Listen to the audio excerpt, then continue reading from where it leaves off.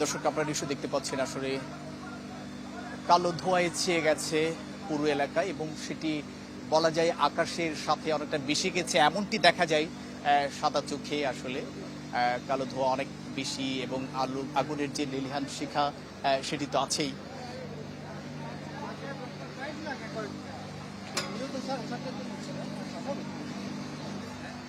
আমরা একটু কথা বলতে চাই চট্টগ্রামের সিনিয়র সাংবাদিক এবং তিনি এনটিভির স্পেশাল রিপোর্টার কিংবা বিশেষ প্রতিনিধি যেটাই বলি না কেন শামসুল হক হায়দরি। শামসুল হক হায়দরি, আপনাকে স্বাগত জানাচ্ছি চ্যানেল 24-এ। এটি নিশ্চয়ই আসলে একটি দুর্ঘটনা তো বটেই। আপনি তো এখানে দীর্ঘদিন ধরে সাংবাদিকতা করছেন। এ ধরনের আগুন নিয়ন্ত্রণে আনতে আসলে ফায়ার সার্ভিসের এখন যে ইউনিট এটি আসলে কতটুকু পর্যাপ্ত কিংবা আরো প্রয়োজন হতে পারে কিনা আপনি কি আসলে মনে করছেন? আমরা আসলে একটা প্রত্যাশা করছি বলতে পারি সেটি যেটা আমরা আজকের ঘটনা থেকে আমরা যেটা আরো একবার দেখলাম যে এখানে ফায়ার সার্ভিসের সক্ষমতার মধ্যে সীমাবদ্ধতা আছে, যে এখানে একটি স্পর্শকাতর একটা এলাকা, রপ্তানি প্রক্রিয়াজাতকরণ অঞ্চল। এই অঞ্চলের প্রতিটি কারখানাই অত্যন্ত গুরুত্বপূর্ণ এবং এগুলো আমাদের এগুলো রপ্তানি বাণিজ্যের দেশে বিশাল একটা ভূমিকা রাখে। তো এখানে যেটুকু আমরা আজকে এখানে দেখলাম এবং আশপাশে যারা প্রত্যক্ষদর্শী ছিল তাদের থেকে শুনলাম যে দুর্ঘটনা শুরুর প্রায় কাছাকাছি সময়ে ফায়ার সার্ভিস এসে পৌঁছে গেছে ঘটনাস্থলে। এটি খুবই ভালো একটা সংবাদ। তবে তারা তো অনুমান করতে পারে না যে আগুনটা একটা ভবনে আগুন লাগছে, এটা ভেবে এসছে, কিন্তু ভবনটা ছিল 8 তলা। এই 8 তলার উপরতলায় আগুন লাগাতে তো শুরুতেই ফায়ার সার্ভিসের ওই গাড়িগুলো আসেনি, যে গাড়িগুলো একটু লম্বা সিঁড়ি দিয়ে উপরে পানি ছিটানো যায়। তারা এসে দেখলেন যে এখানে আরও ওইসব ব্যবস্থাও রাখতে হবে এবং তারা সাথে সাথে সে ব্যবস্থা করেছেন।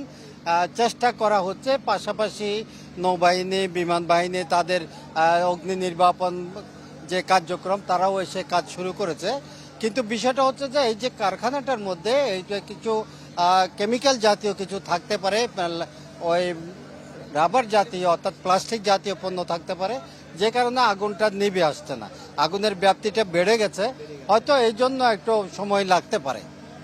আসলে আমরা সময় যত বাড়াচ্ছে দেখছি আগুনের লেলিহান শিখে কিন্তু বাড়ছে এবং কালো ধোঁয়ায় কিন্তু আচ্ছন্ন হয়ে গেছে সেমনটি আমরা দেখতে পাচ্ছি। তবে হ্যাঁ, শামসুল হক হায়দরি, একটা বিষয় কিন্তু আসলে ভালো খবর যে এখানে এখনো পর্যন্ত কোনো ধরনের যে অর্থাৎ হতাহতের কোনো খবর কিন্তু আমরা পাইনি। এটা নিশ্চয়ই একটা ভালো দিক। আমরা হয়তো ধারণা করছি যে এক্ষেত্রে এই কারখানা যারা কর্মকর্তা হয়তো আছেন তারাও হয়তো যে প্রাথমিক তাদের যে ব্যবস্থা সেটি হয়তো নিয়েছিলেন। তো আমরা এখানে আরেকটা বিষয় যেটি দেখতে পাচ্ছি যে উৎসুক জনতা সেটিও কিন্তু নেই। তো সব মিলে তারা যে চেষ্টা সেটি কিন্তু আমরা দেখতে পাচ্ছি। এরপরে যদি আপনাকে একটু বলি যে এখানে সেনাবাহিনী, আপনিও বলেছেন সেনাবাহিনী যুক্ত হয়েছেন, নৌবাহিনী যুক্ত হয়েছেন, আপনি বিমান বাহিনীর কথাও বলেছেন যুক্ত হয়েছেন। তো আমরা আশা করছি হয়তো কম সময়ের মধ্যে এবং যে প্রত্যাশিত সময় সেই সময়ের মধ্যে আসলে তারা শেষ করবে এমনটি কিন্তু আমরা আশা করছি।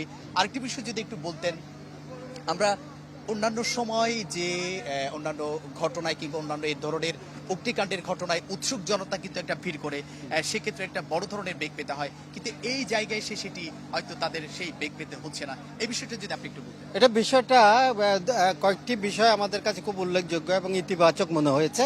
সেটা হচ্ছে যে উৎসুক জনতার ভিড় কম হওয়ার কয়েকটি কারণ আছে। প্রথম কারণ হচ্ছে এটা একটি নিয়ন্ত্রিত এলাকা এবং এখানে একটা শৃঙ্খলার সাথে এখানে যারা কর্মচারী কর্মকর্তা যারা তারা চলাফেরা করেন তাদেরকে নির্দিষ্ট একটা নিয়ম কানুন মেনে চলতে হয়, ফলে তাদের কোনো ভিড়ভাট্টা এখানে সহজে হচ্ছে না।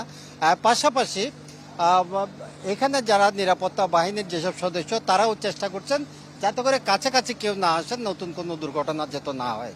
তো আমাদের জন্য সুখের খবর, এত বড় একটি ভবন, এতগুলো লোক সেখানে কয়েক হাজার লোক কাজ করে, কিন্তু কোনো লোক ক্ষতি হয়েছে এমন খবর আমরা পাইনি।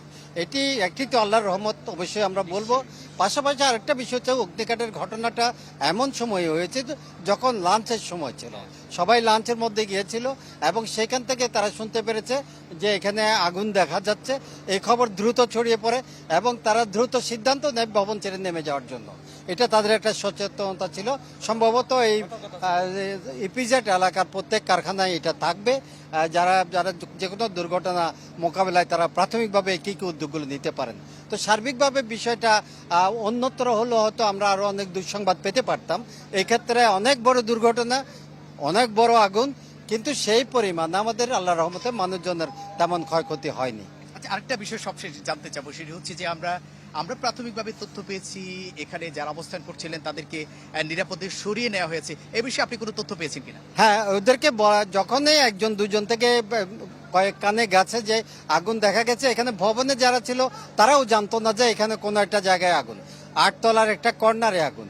দ্রুত এই আগুনটা যারা দেখেছে তারা যখন নিশ্চিত করেছে তখন তাড়াতাড়ি কর্তৃপক্ষ তাদেরকে সবাইকে সুশৃঙ্খলভাবে দ্রুত নেমে যাওয়ার জন্য বলেছে। তারপরও নামার সময় হুড়ুহুড়ি স্বাভাবিকত হয়, একজন আহত হয়েছে বলে আমরা শুনেছি। বড় কোনো দুর্ঘটনা এখানে ঘটেনি।